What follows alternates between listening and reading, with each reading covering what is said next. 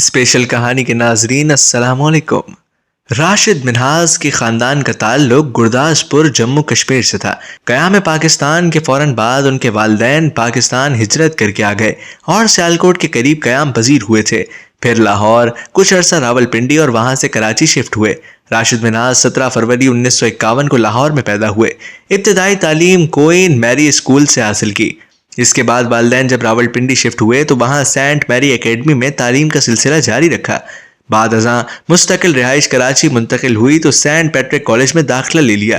جب 6 ستمبر 1965 کی جنگ میں راشد منہاز کی عمر 14 سال تھی، اس جنگ میں ایم عالم نے سرگودا کے محاذ پر 5 انڈین جنگی طیارے 1 منٹ کے اندر مار گرائے تھے اور عالمی ریکارڈ بنایا تھا۔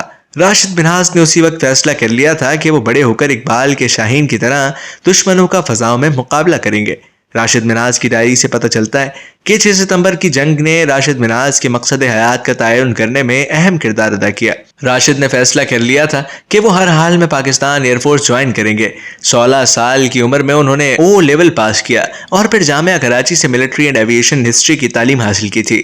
تعلیم مکمل کرنے کے بعد انہوں نے پاکستان ایئر فورس میں شمولیت اختیار کرنے کا ارادہ کیا۔ ان کے خاندان کے بہت سے افراد مسلح افواج میں اعلیٰ عہدوں پر فائز تھے۔ ان کے ماموں ونگ کمانڈر سعید نے راشد منہاز کے جذبہ و شوق کو سامنے رکھتے ہوئے کوشش کی اور راشد منہاز نے 1968 میں پاک فضائیہ میں شمولیت اختیار کر لی۔ ان کو پاک فضائیہ میں سلیکٹ ہونے کے بعد ٹریننگ کے لیے کوہاٹ اور کچھ عرصے بعد رسالپور بھیج دیا گیا۔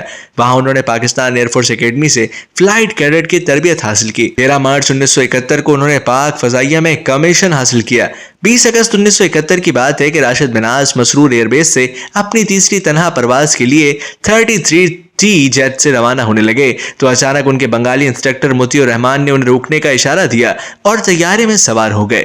حالانکہ ایسی پروازیں تنہا کی جاتی ہیں۔ نہ صرف مطیع الرحمان طیارے میں سوار ہوئے بلکہ انہوں نے طیارہ خود کنٹرول کرنا شروع کر دیا۔ خیر، جب راشد منہاز نے محسوس کیا کہ مطیع الرحمان طیارے کو اڑا کر بھارت لے جانا چاہتے ہیں، یعنی طیارہ اغوا کر لیا گیا ہے، راشد منہاز نے اس موقع پر پی اے ایف مسرور بیس میں صبح 11:30 بجے کے قریب رابطہ کیا اور طیارے کے اغوا ہونے سے متعلق آگاہ کیا۔ کنٹرول ٹاور پر نشر ہونے والے راشد منہاز شہید کے آخری پیغام ان کی چیختی ہوئی آواز ہے۔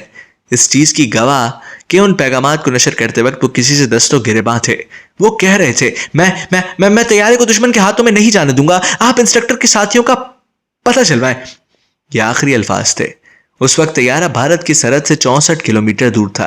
جب راشد منہاز شہید کو اس بات کا یقین ہو گیا کہ اب طیارے پر قابو پانا اس کے بس میں نہیں رہا تو اس کے سامنے 2 راستے تھے۔ اول یہ کہ طیارہ اغوا ہونے دیا جائے، اس سے ایک تو وہ قیدی بن جاتا، ایک طیارے کا ملک کو نقصان پہنچتا۔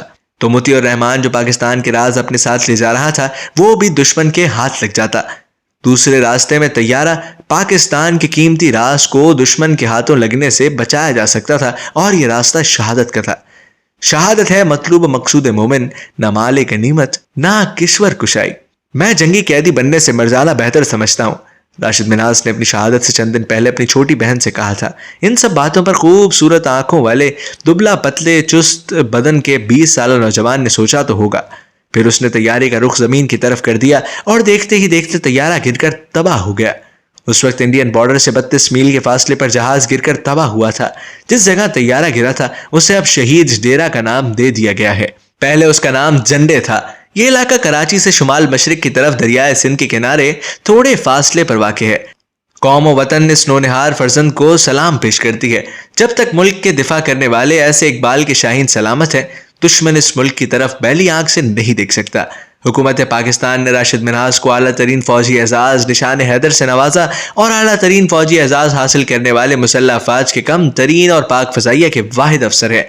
نشان حیدر پاکستان کا سب سے بڑا فوجی اعزاز ہے اور اس کے علاوہ اٹک میں قائم کامرا ایئر بیس کو ان کے نام سے منسوب کر دیا گیا۔